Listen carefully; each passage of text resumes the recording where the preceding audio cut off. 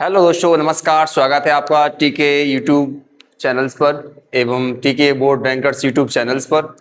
और स्वागत करते हैं हम आपका ज्योग्राफी की आज क्लास में। और हम समझने वाले हैं अध्याय 3 दिया गया हमारा सामाजिक विज्ञान के अंतर्गत प्यारे बच्चों। और थोड़ी चर्चा हो जाए आपके प्रति कि आशा करते हैं तैयारियां बहुत बेहतर चल रही हैं आप लोगों की कक्षा 10वीं को लेकर। और कोई अगर क्वारीज आती है तो उसका समाधान हम जल्द से जल्द करेंगे आप लोगों के प्रति।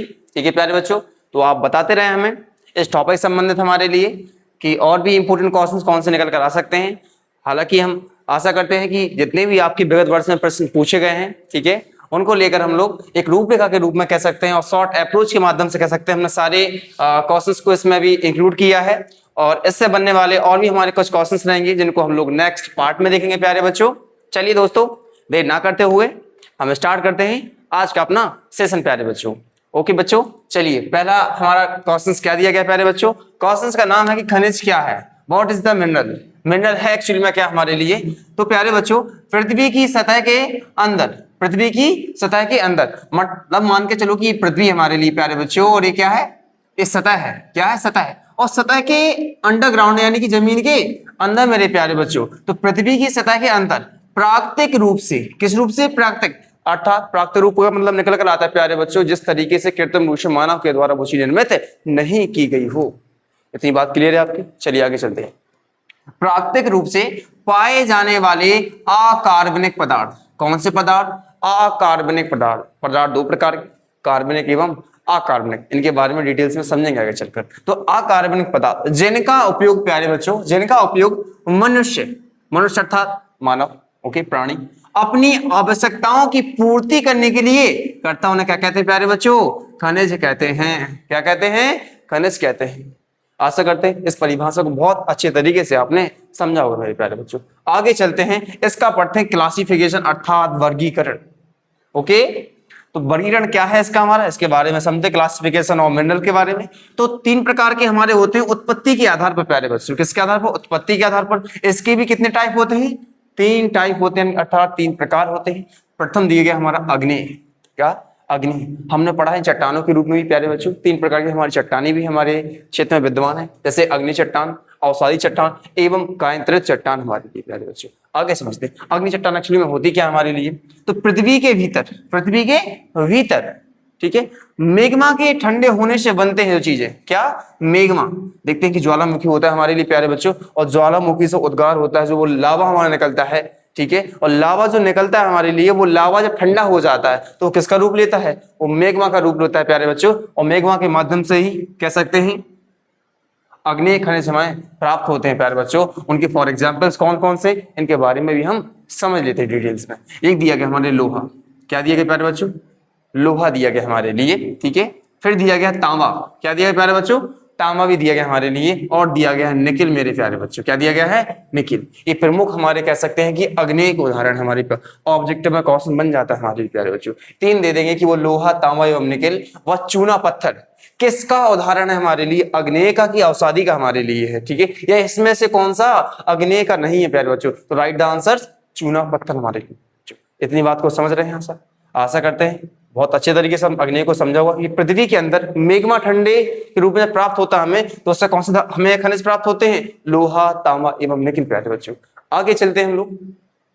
अवसादी चट्टान हमारे लिए, अवसादी चट्टानों से निर्मित, निर्मित अर्थात निर्माण हुआ उनका, किन चट्टानों से हुआ, जिनका अवसादी चट्टानों से निर्माण हुआ है, जैसे कि कोयला, अर्थात धातु के रूप में नहीं हमारे लिए, किस रूप में नहीं है, धातु के रूप में नहीं है चीज हमारे लिए। तो कोयला जैसे हमारे लिए हुआ, हमारे लिए पेट्रोलियम हुआ, ईंधन हुआ, या चूना पत्थर हुआ हमारे लिए, ये सब किसके हैं प्यारे बच्चों, ये हमारे अवसादी चट्टान के, किसके हैं, अवसादी चट्टान के। आशा करते हैं बहुत अच्छे तरीके से आपने अग्नेय के बारे में एवं अवसादी के बारे में समझा होगा प्यारे बच्चों। आगे चलते हैं, आगे दिया गया है कायांतरित चट्टान प्यारे बच्चों। कौन चट्टान, कायांतरित चट्टान के रूप में या कायांतरित खनिज के रूप में कह सकते हैं यहाँ पर। तो उच्च ताप पर, हाई टेम्परेचर्स एंड प्रेशर के कारण, यानी दाब के कारण, अधिक प्रेशर होता है सब और हाई टेम्परेचर होता है हमारे लिए, तो वहां पर कौन से कह सकते हैं खनिज प्राप्त होते हैं हमें पे, वहां पर होते हैं संगमरमर। आप जानते हैं बेड़ा घाट के अलावा लगा हुआ क्षेत्र हमारा किसका है, संगमरमर से लगा हुआ हमारे लिए, ठीक है।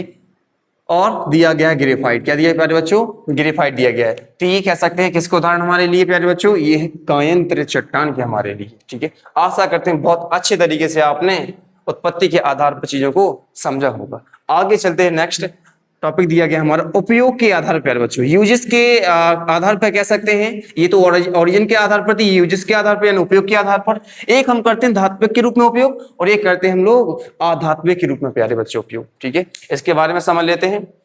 धातुएं प्राप्त होती हैं, धात्विक खनिज में क्या प्राप्त होती हैं? जिनसे हमें धातुएं प्राप्त होती हैं वो क्या कहलाते हैं? हमारे धात्विक खनिज कहलाते हैं। कौन से खनिज? धात्विक खनिज कहलाते हैं। जैसे कि लोहा एक धातु के रूप में हमारे लिए प्यारे बच्चों, तांबा हमारा एक धातु के रूप में है।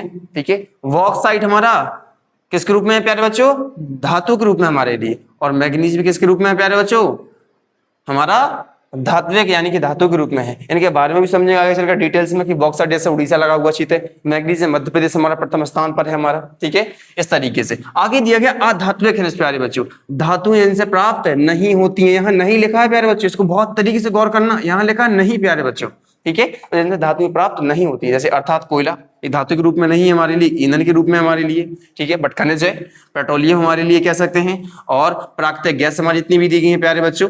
ठीक है, प्राकृतिक गैस चाहे एलपीजी के बारे में बात कर रहे हो आप। ठीक है, और कई प्रकार के हमारे जो अभ्रक दिए गए हैं मेरे प्यारे बच्चों, ये सब किसको उदाहरण वाली?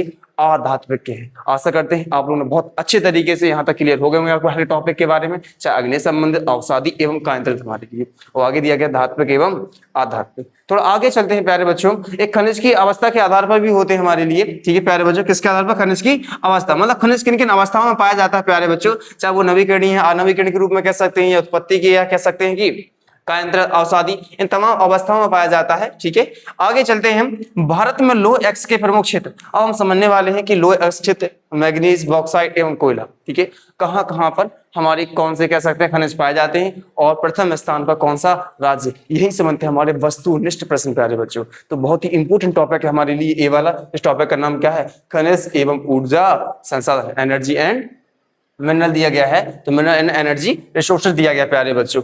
आगे चलते थोड़ा समझते हैं। यहां दिया गया लोह अयस्क प्यारे बच्चों, क्या दिया गया है?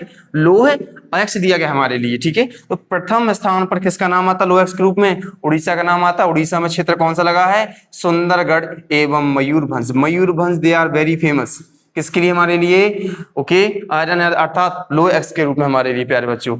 छत्तीसगढ़ दिया गया है प्यारे बच्चों, बेलाडीला, वेरी वेरी इंपोर्टेंट है, 100 स्टार लगा ले प्यारे बच्चों। ये पेपर में बनने वाला क्वेश्चन हमारे लिए, कई बार बना भी हुआ है हमारे लिए। तो बहुत ही इंपोर्टेंट टॉपिक हमारे लिए छत्तीसगढ़ से लगा हुआ है, बेलाडीला हमारे लिए एक मत क्षेत्र लगा हुआ है जहां पर क्या पाया जाता है? लोह अयस्क पाया जाता है प्यारे बच्चों।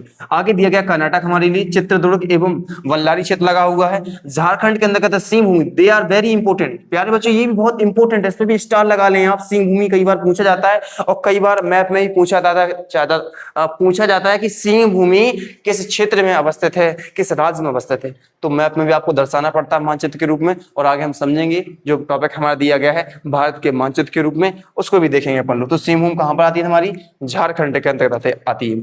और लोहरदगा प्यारे बच्चों, लोहरदगा क्षेत्र लगा कहां से? हमारा झारखंड से लगा हुआ। आगे दिया गया मध्य प्रदेश की बात करते हैं प्यारे बच्चों। तो मध्य प्रदेश वेरी इंपोर्टेंट जो हमारा टॉपिक लगा हुआ है और क्षेत्र लगा हुआ वो है बालाघाट हमारे लिए। कहां पर? साउथ में पड़ता है मध्य प्रदेश के प्यारे बच्चों, हालांकि आप जानते होंगे। और यहीं के आसपास लगा हुआ मंडला के आसपास हमारा नेशनल पार्क, जो भारत का एवं मध्य प्रदेश का सबसे पुराना है और उसका नाम क्या है? Kanha Krishna national park. और भारत का सबसे बड़ा कह सकते हैं नेशनल पार्क जो हमारे लिए आज वर्तमान में हमारे लिए, तो वो है हेमेस नेशनल पार्क, जो कहां पर अवस्थित है? लद्दाख में प्यारे बच्चों। एवं भारत का सबसे प्राचीन की बात कहा जाए तो जिम कॉर्बेट उत्तराखंड में जो अवस्थित है हमारे लिए। तो तीनों डाउट क्लियर है आपके। इसी तरीके से धार दिया गया हमारे लिए। ठीक है, आगे दिया गया है प्यारे बच्चों झाबुआ, क्या दिया गया है प्यारे बच्चों? झाबुआ भी दिया गया हमारे लिए प्यारे बच्चों। ठीक है, इस तरीके से ध्यान रख के चलें आप लोग।